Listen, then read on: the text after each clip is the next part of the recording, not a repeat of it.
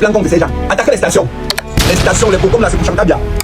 Les Bocom, lui, c'est Chantabia qui gère ça. Total, c'est pour les Français. Attaquez ça, c'est pour eux. Orange, vous attaquez tous les machines là, ça tombe. Quand ça va commencer à prendre de feu là. Pour une station, c'est dur. L'armée n'est pas là pour tuer les enfants, pour tuer les gens qui manifestent. Ce n'est pas ça le rôle d'une armée.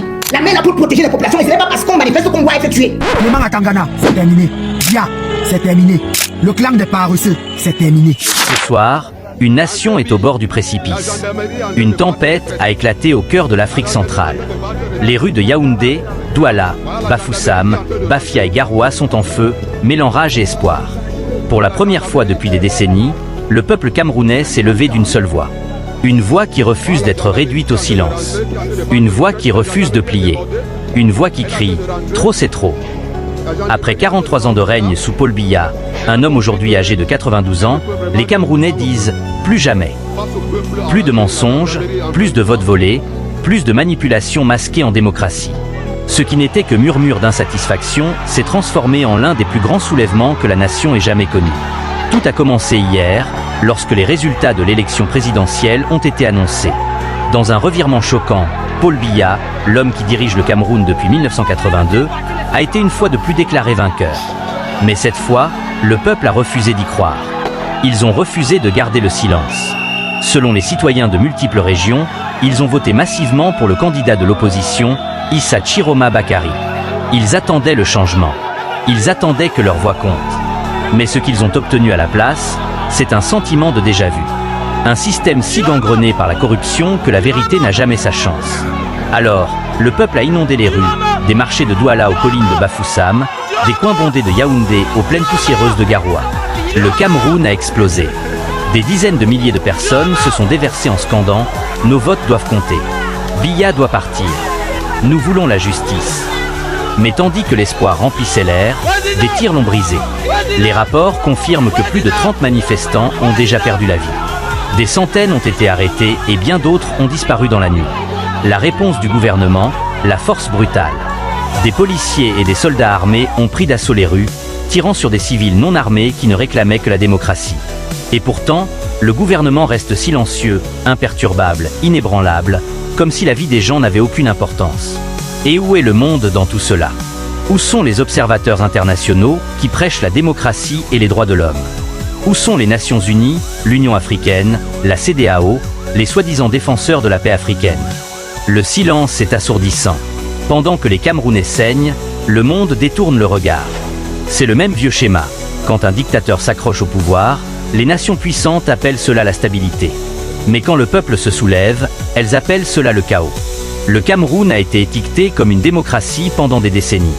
Mais quel genre de démocratie emprisonne des journalistes, interdit les manifestations et truque les élections pendant 43 années d'affilée?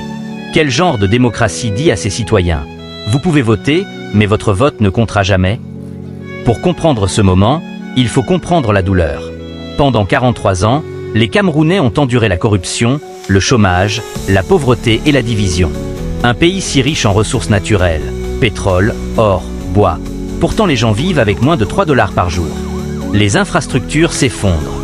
Les hôpitaux sont sous-financés. Le chômage des jeunes atteint des sommets. Et l'élite au pouvoir vit dans le luxe, tandis que le citoyen ordinaire lutte pour acheter du pain. Des générations ont grandi sous un seul homme, un seul nom, Paul Biya, un leader qui parle rarement à son peuple, qui passe des mois à l'étranger pendant que le pays brûle. Et pourtant, élection après élection, il gagne. Cette fois, le peuple a vu clair. Cette fois, ils ont dit « on ne nous trompera plus ». Dans le chaos, quelque chose de puissant est en train de se produire. Un nouvel esprit s'éveille au Cameroun. Un esprit qui ne peut plus être écrasé. Des étudiants universitaires aux chauffeurs de taxi, des vendeuses de marché aux travailleurs de la technologie, le peuple est uni par un seul cri « Nous voulons le changement ». Il ne s'agit plus de politique. Il s'agit de survie. Il s'agit de dignité. Il s'agit d'une génération qui refuse d'hériter de la peur. Les manifestants ne reculent pas. Ils connaissent les risques. Ils connaissent le prix. Mais ils savent aussi une chose, la liberté n'est jamais donnée. Elle se prend. Et au Cameroun, le peuple est en train de la prendre. L'homme au centre de cette tempête est Issa Chiroma Bakary, le candidat de l'opposition dont beaucoup pensent qu'il a réellement remporté l'élection. Un homme qui a passé des années à se battre pour la transparence et la justice au Cameroun. Son message de campagne était simple, laissez la voix du peuple décider. Mais lorsque les résultats ont été annoncés, la nation a assisté avec incrédulité à la déclaration de victoire du vieil ordre. Ce n'était pas seulement une défaite politique, c'était un déchirement national. Et maintenant, ce déchirement s'est transformé en fureur. Les manifestations se propagent rapidement. Les principales autoroutes de Yaoundé sont bloquées. Le quartier central des affaires de Douala est à l'arrêt. Les réseaux sociaux sont inondés de vidéos en direct. Des hommes, des femmes et des jeunes tiennent tête à la police anti-émeute. La tension est insupportable, mais une chose est claire, le peuple ne battra pas en retraite. Beaucoup disent que cela pourrait être le plus grand soulèvement civil de l'histoire moderne du Cameroun. Et bien que le gouvernement ait tenté de couper Internet, la vérité est déjà connue. Le monde regarde. Regardons les choses en face. 43 ans, ce n'est pas du leadership, c'est de la captivité. Le Cameroun a vécu dans l'ombre d'un seul homme pendant près d'un demi-siècle. Des enfants sont nés, ont grandi, se sont mariés et ont eu leurs propres enfants. Tout cela sous le même président. Pensez-y. Quand un homme devient plus puissant que la Constitution, quand une famille devient plus riche que la nation, quand les élections deviennent des cérémonies de tromperie, alors la démocratie devient une blague. Et le peuple camerounais a finalement dit « Nous avons fini de rire ». Quelque chose de plus profond est en train de se produire en Afrique. Du Niger au Mali, du Burkina Faso au Sénégal, les peuples se réveillent.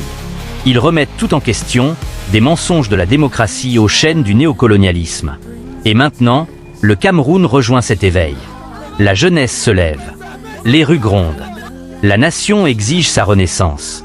Il réclame la justice, la transparence et un leadership qui sert le peuple, au lieu de la servir. C'est le cri d'un nouveau Cameroun. Un Cameroun qui refuse d'être muselé. Un Cameroun qui refuse d'être brisé. À la communauté internationale, les Camerounais vous regardent. L'Afrique vous regarde. Vous ne pouvez pas continuer à prêcher la démocratie tout en soutenant la dictature. Vous ne pouvez pas parler des droits de l'homme tout en fermant les yeux sur le meurtre. Le silence est une complicité, et l'histoire se souviendra de la position que vous avez adoptée lorsque le peuple a crié. Au moment où Nouvelle d'Afrique vous parle, les feux brûlent toujours dans les rues du Cameroun. L'odeur des gaz lacrymogènes se mêle au son des chants de la liberté. Des vies ont été perdues. Des larmes ont été versées. Mais quelque chose d'incassable est né, la volonté du peuple. Pendant 43 ans, ils ont été réduits au silence. Mais ce soir, ils parlent plus fort que jamais. Ce n'est pas seulement une autre manifestation. C'est un règlement de compte. Une génération s'est levée pour dire « Nous ne vivrons pas dans la peur. Nous ne serons pas ignorés. Nous ne serons pas des esclaves sur notre propre terre. » Le Cameroun saigne peut-être aujourd'hui, mais de ce sang, une nouvelle nation se lèvera. Une nation dirigée non pas par l'âge ou l'arrogance, mais par la vérité, le courage et l'unité. Et lorsque l'histoire écrira ce chapitre, elle ne se souviendra pas des balles. Elle ne se souviendra pas des mensonges. Elle se souviendra des gens qui ont refusé de plier. Parce que la liberté commence toujours par le courage de dire.